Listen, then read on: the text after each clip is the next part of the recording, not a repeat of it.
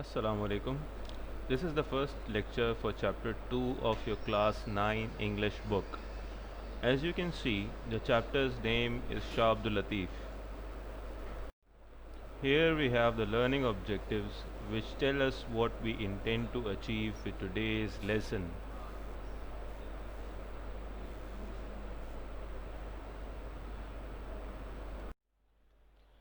Here I have made a list of the highlights of today's lesson. We will start with a brief discussion of the concept of sainthood in the subcontinent. Next, I will introduce you to Shah Abdul Latif. Once we are done with the introduction, I will then tell you about his ancestral background and life. I will then shed some light on his spiritual strength and the effect it had on others. Lastly, we will discuss his legacy and message in detail. As we move forward, you will notice that I have arranged the content in numbered boxes that are color coded as well. These boxes are the noteworthy points in the chapter with respect to each topic. Okay, now let us discuss the concept of sainthood in the subcontinent. As you can see, I have made a note of some of the characteristics of a saint. Saints are people who are extremely honorable and kind. They try their best not to hurt other people and usually go out of their way to help those in need. Saints are also very pious. They are content with what they have and never desire worldly possessions. That is, wealth has no attraction for them. Let me give you a brief introduction to the man who was born Shah Abdul Latif but later came to be known as Lal Latif by his devotees. Shah Latif was a Sufi mystic and one of the greatest Muslim poets of Sindhi language.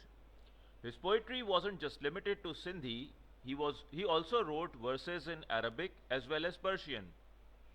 It is interesting to note that almost all the information that we have about Shah Abdul Latif comes from a man called Mirza Khalij Beg. He was born in 1853, which was almost 100 years after Shah Latif's death, so he decided to document what people knew about the great saint. Mirza Khalij Beg conducted interviews of people who had heard about Shah Latif from their fathers and grandfathers who had actually met him. It is thanks to Mirza Khalij Beg that we know so much about Shah Latif. If he hadn't conducted his research, surely much of what we know would have been lost to the sands of time. Shah Latif's devotees celebrate his Urs every year on 14th Safar at his shrine in Bhit Shah. Thousands of them gather there and remember the great saint by reciting his poetry and by sharing what they know about him with each other. Now let's talk about Shah Latif's ancestral background. There are two popular theories about his ancestral origins, that is, where his ancestors came from. The first one states that Shah Latif's father migrated from Matyaru in Afghanistan and settled down in Bhainpur in Sindh because he wanted to be close to a popular saint of that time named Bilawal. According to another widely accepted theory, Shah Latif's ancestors came from a famous Afghan city called Herat and settled down in Sindh, which was a center of Muslim culture at that time. You might be wondering where the name Bhitai came from. Well, let me clear that up for you. A mound of sand is called a bhit in Sindhi language. Since Shah Latif spent a lot of time later in life on a mound of sand, he is referred to as Bhitai, which means of the mound. Let us now discuss the early life and education of Shah Latif. He was born on 14th Safar 1102 years after Hijrah in the year 1689 AD in a small village called Hala Haveli. We know that Akhund Nur Muhammad Bhatti was his first teacher, but he is said to have been mostly self educated. If you consider the fact that this was more than 300 years ago, when even books were a rare and costly resource, being self educated is a really big deal. To put it into perspective, they didn't have YouTube, smartphones, PCs, or mass produced books at that time. Printed books were not as common as they are today, and acquiring knowledge was something that required a lot of effort. A detailed study of Shah Latif's poetry in the book Shah Risalu reveals that Shah Latif was well versed in Persian and Arabic. His poetry contains references to far off places, which indicates that he was a learned man who was well aware of what was going on around the world. Shah Latif always had a sensitive nature and was attracted towards natural beauty because it reminded him of the greatness of God. He was only 24 years old when he got married to a noble lady named Bibi Saida Begum. Unfortunately, she died before they had any children, leaving Shah Latif alone and heartbroken. He never married again. After the death of his wife, Shah Latif grew weary of worldly distractions and grew closer to religion. He started to spend more and more time in prayers and distanced himself from domestic life. Shah Latif was a deeply spiritual person.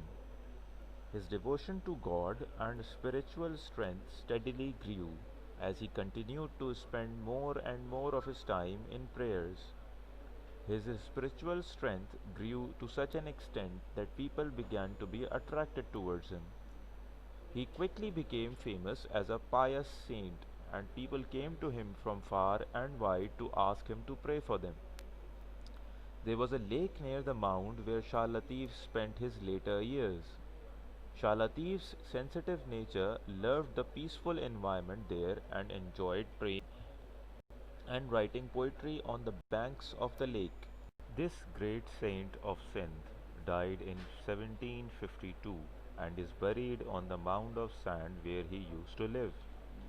Later on, a famous king of Sindh, Ghulam Shah Kalhodo, built a magnificent shrine on his grave to show his love and devotion for the saint. After Shah Latif's death, his devotees compiled his poetry into a collection that we call Shah Risalu today.